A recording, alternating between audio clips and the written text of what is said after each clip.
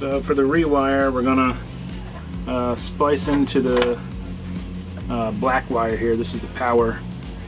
I'm just gonna do it probably around right here, and basically wire in a fuse, or a relay I mean, so that I can run a thicker gauge wire from the battery back here to a relay, and have the relay take the feed, power it through the relay, and then have the relay turn the pump on. I'm just trying to get through this tape.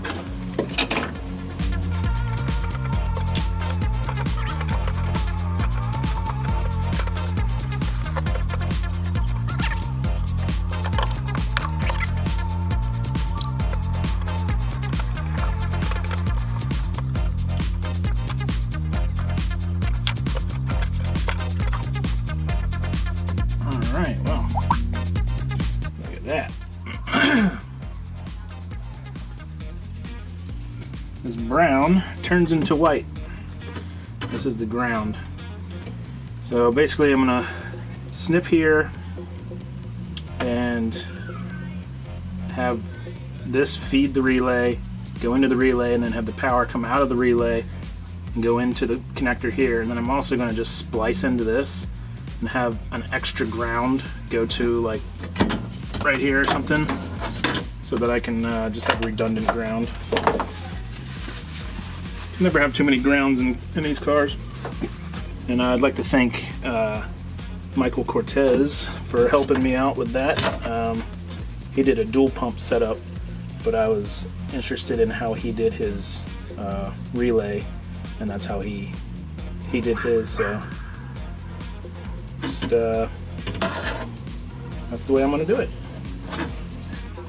Alright, so this is the ground wire that will be connecting the ground of the relay to like the chassis. If I have enough left over, I'll use it to also tie into here for a redundant, but if not, then I'll just use this extra power wire that I have. It's not black, so it may get a little confusing, but not to me.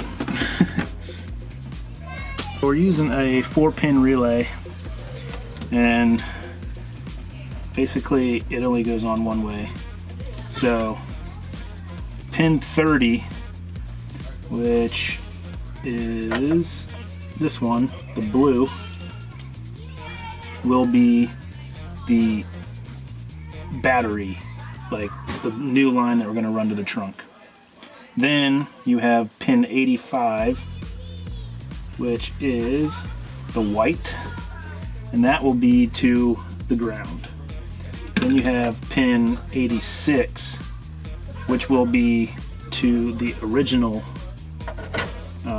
power of the fuel pump. And then you'll have the yellow wire, which will go to the connector, this end, to power the fuel pump.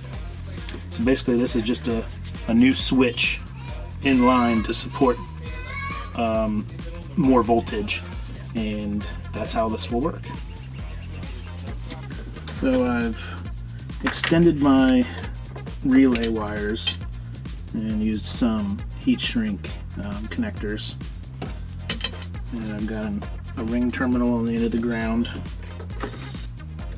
The white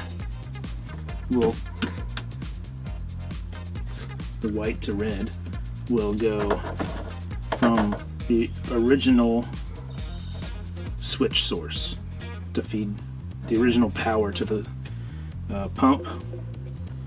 Then this will go to the ground. This will go to the feed coming in from the battery, and this will go as the new power source to the pump. And then we're gonna also splice in another ground to come over here, just as a redundant ground.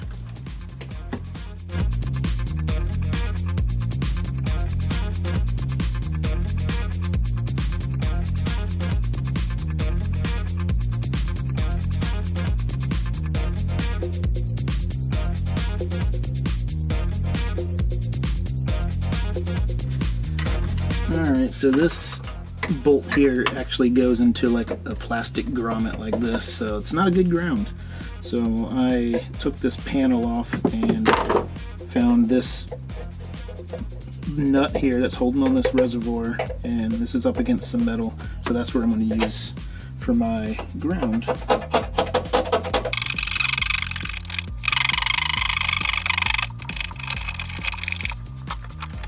There we go.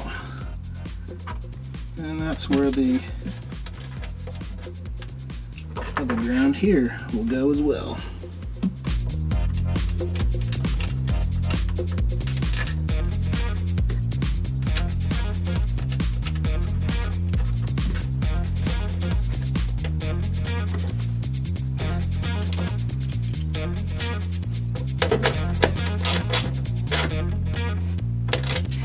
Okay, there we go.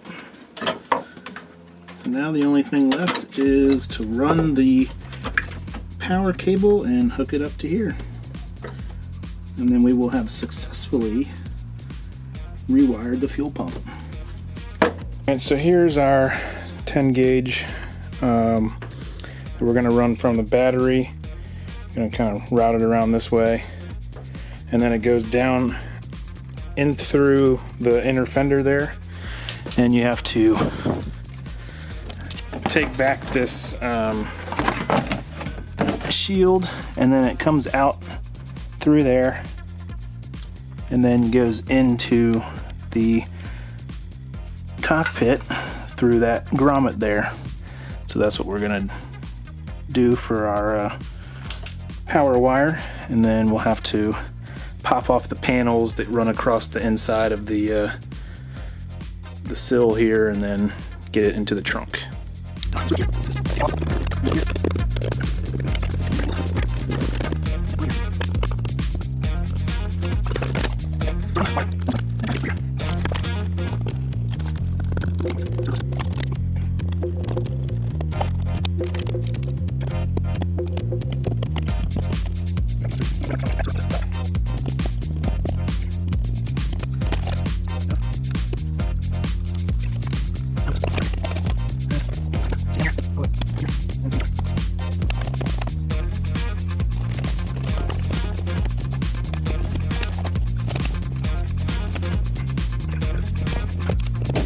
Okay, so got the wire running up here, and then it goes, you have to take the back seat out, and then the blue wire is running up, and it goes through that hole there, and I'm going to zip tie it to that harness with all the rest of the wiring.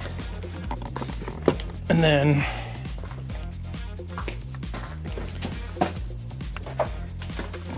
it comes up out of there and follows the rest of the wiring, and then comes down to here where we will hook it up to the relay. And that should be that. So if you need to know how to take the back seat out, there is one bolt here and one bolt there, and you just take these out. Not that, that's for the seat belt. Take those out, and then all you have to do is just lift up. There's a point here, here, and there.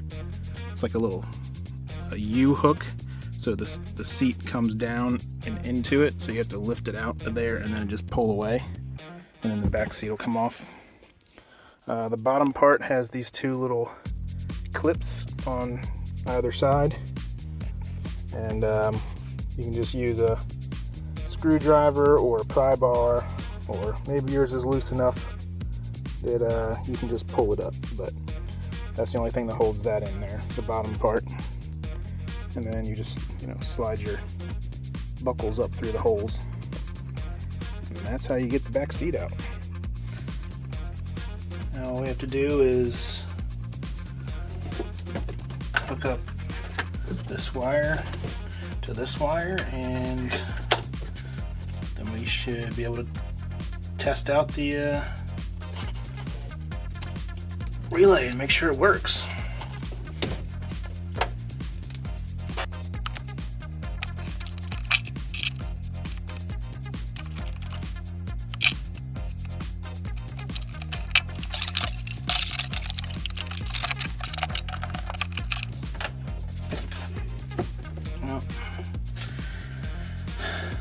Alright, let's hook it up to the battery and then we can test it.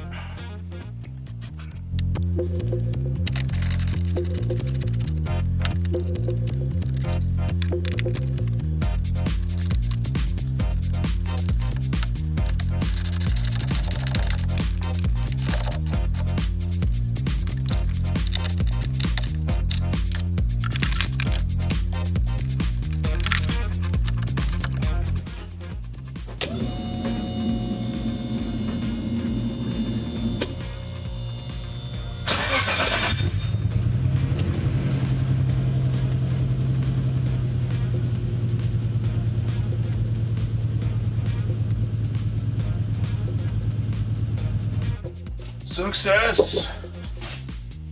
Alright. So that works. Now I need to set the base fuel pressure again.